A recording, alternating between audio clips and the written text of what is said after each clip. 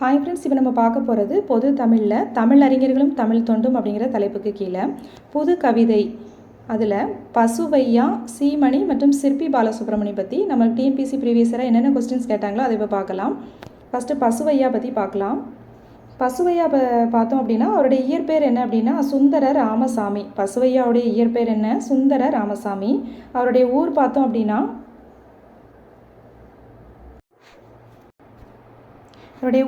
அப்படின்னா நாகர்கோவிலுக்கு அருகே உள்ள மகாதேவர் கோவில். இவருடைய ஊர் நாகர்கோவிலுக்கு அருகே உள்ள மகாதேவர் கோவில் தான் பசுவையாவுடைய ஊர்.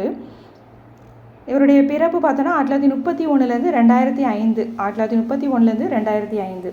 இவருடைய மொழிபெயர்ப்பு நூல்கள் பார்த்தோம் அப்படின்னா செம்மீன், தோட்டியின் மகன், தொலைவில் இருக்கும் கவிதைகள், இதெல்லாமே இவருடைய மொழிபெயர்ப்பு நூல்கள்.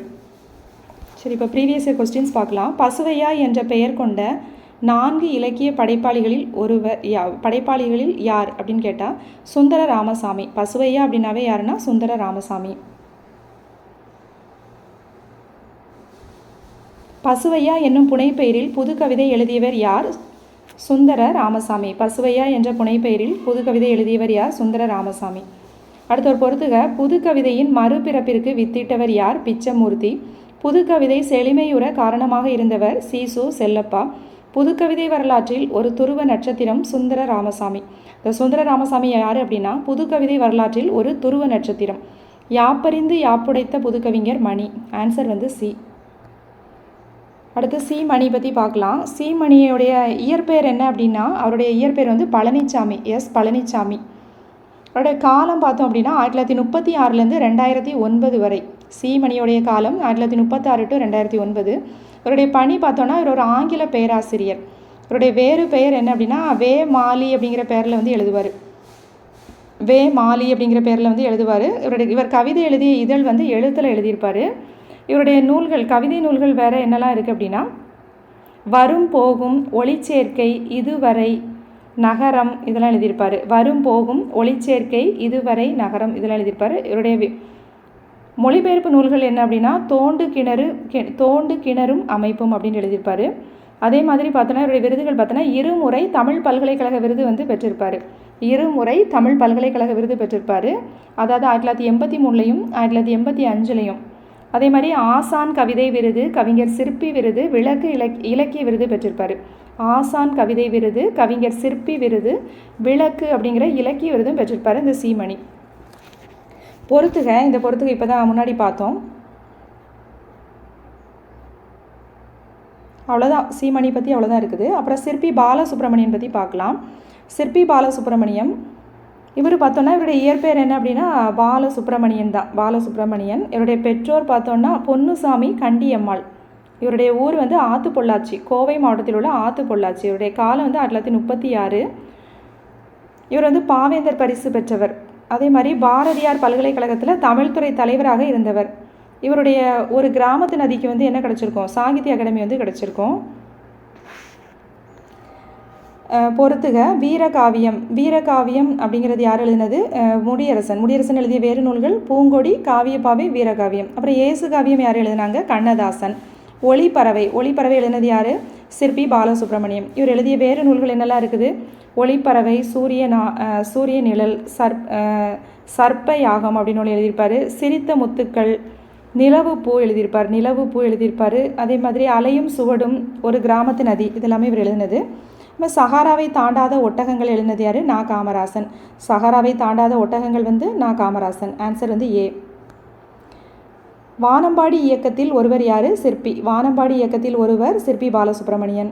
மலையாள மொழியில் இயற்றப்பட்ட அக்னி சாட்சி என்ற நூலை தமிழில் அக்னி சாட்சி என்ற பெயரில் மொழிபெயர்த்ததற்காக சாகித்ய அகாடமி பரிசு பெற்றவர் சிற்பி பாலசுப்ரமணியன். மலையாள மொழியில் இயற்றப்பட்ட அக்னி சாட்சி என்ற நூலை தமிழில் அக்னி சாட்சி என்ற பெயரில் மொழிபெயர்த்ததற்காக சாகித்ய அகாடமி பரிசு பெற்றவர் தான் சிற்பி பாலசுப்ரமணியன். கவிஞர் சிற்பியின் சாகித்ய அகாடமி பரிசு பெற்ற நூல் எது? ஒரு கிராமத்து நதிக்கு அவருக்கு சாகித்ய அகாடமி கிடச்சிருக்குது. அடுத்த ஒரு பொறுத்துக. சாலை இளந்திரையன், புரட்சி முழக்கம், சிற்பி பாலசுப்ரமணியன், சிரித்த முத்துக்கள், ஆலந்தூர் மோகனரங்கன், இமயம் எங்கள் காலடியில், அப்துல் ரகுமான், நேயர் விருப்பம். Answer A. சரியான விடையினை தேர்வு செய்க. நாவல் பழம் அப்படிங்கிறது எழுதினது யார்? நா. காமராசன். நந்தவன நாட்கள், மு. மேத்தா. நந்தவன நாட்கள் மேத்தா. நிலவுப்பூ யார்? சிற்பி பாலசுப்ரமணியன். ஊமை வெயில், ஊமை வெயில் அப்படிங்கிறது ஈரோடு தமிழன்பன். ஊமை வெயில் ஈரோடு தமிழன்பன். ஆன்சர் வந்து என்ன? ஏ. 12th ஸ்டாண்டர்டு நியூ தமிழ் புக்கில் வந்து சிற்பி பாலசுப்ரமணியனோட ஒரு பாட்டு இருக்கும்.